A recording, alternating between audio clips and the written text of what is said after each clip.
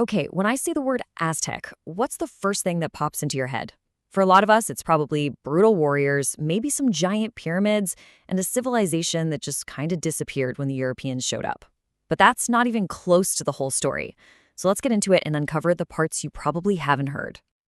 Yeah, these words, they're basically the Hollywood summary, aren't they? It's the simple, clean version of history that's been sold for centuries. The one that paints this picture of a primitive culture that was just waiting to be replaced by a more advanced one. So here's the question we're really digging into. What if we peel back those layers of myth, of misunderstanding, and take a fresh look at a society that was, in so many ways, just as sophisticated as any other on the planet at the time? And I think the best place to start is always with the foundations of a great society, how they teach their kids and how they run their economy. And trust me, you might be pretty surprised by what we find here. I mean, just read that. Isn't that beautiful? The Aztecs had a system of mandatory state education for all children. And the goal wasn't just to teach them a job. It was deeply philosophical. It was about building character, about creating good people with self-awareness and inner strength. This isn't savagery, folks. This is humanism. And this right here perfectly illustrates the two sides of their culture. On one side, yes, absolutely the famous, fierce warrior, we all know that image. But on the other, you have the scholars, the philosophers, the teachers who are in charge of shaping the minds of the next generation. It's this balance that we so often miss. So how did this actually work in practice? Well, they basically had two main types of schools. There was the Telpokali, which was mainly for commoners, and it focused on practical skills, how to be a great warrior, a good citizen. But then you had the Kalmekak. Now this was mainly for nobles, but, and this is the key part, it was open to any kid who showed real talent. This is where they taught art, astronomy, history, creating the future priests and intellectuals of the empire. Okay, now let's switch over to commerce. And hey, don't take my word for it. This quote is from one of Cortez's own men, a conquistador. When he walked into the main marketplace in the Aztec capital, his mind was just blown. This was not some sleepy little village market.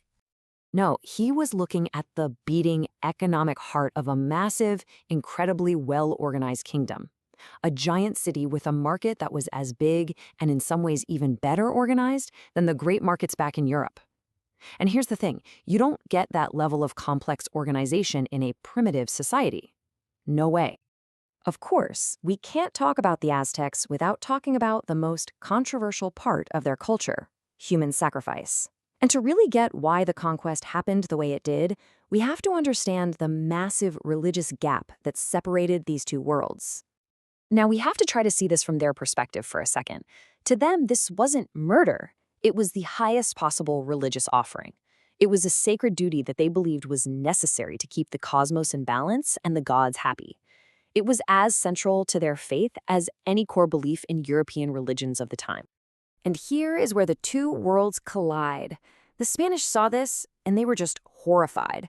For them, it was all the proof they needed of pure evil, of barbarism. What was a sacred right for one culture was an unforgivable crime to the other. There was just no bridging that gap. But here's where it gets even more complicated. Aztec prophecy played a huge role in how they reacted. Their leader, Moctezuma, was stuck. You see, there was this ancient prophecy about a god, Quetzalcoatl, who would return from the east. So when these pale strangers show up on floating mountains, he has to wonder, are these just men, or are they gods? That's why the Spanish were first called gods who have come from heaven. So that brings us right to the conquest itself, and to that classic story we've all heard, about how a few hundred brave Europeans took down a massive empire all by themselves. The real story? Oh, it's so much more complex, and frankly, more fascinating. I mean, just put yourself in Moctezuma's shoes. Your scouts come back with a report, but they don't even have words for what they've seen.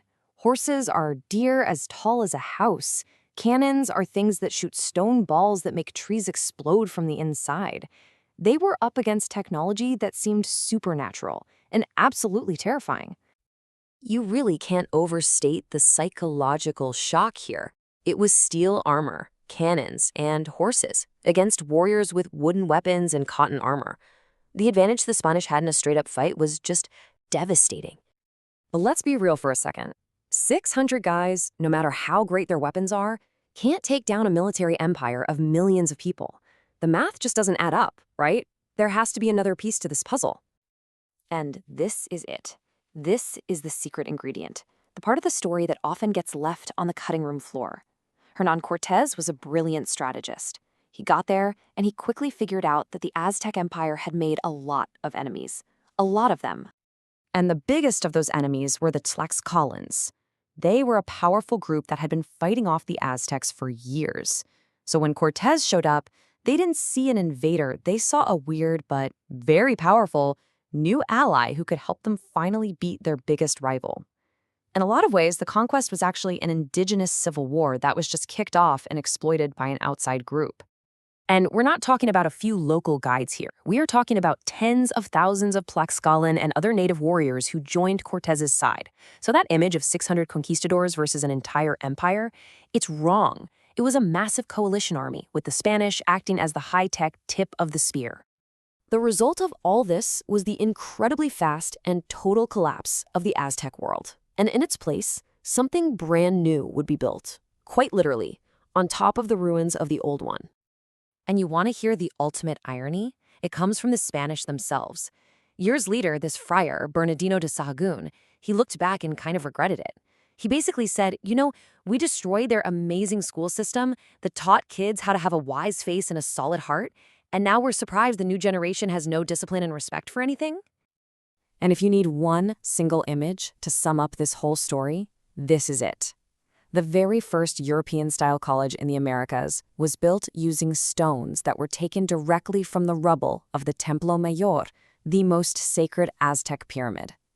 One world was literally torn down to build the next one from its bones.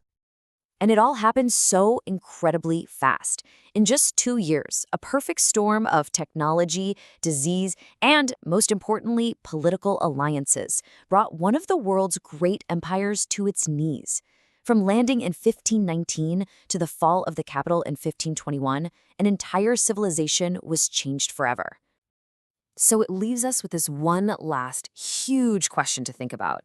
The story we've been told for 500 years is the one written by the winners.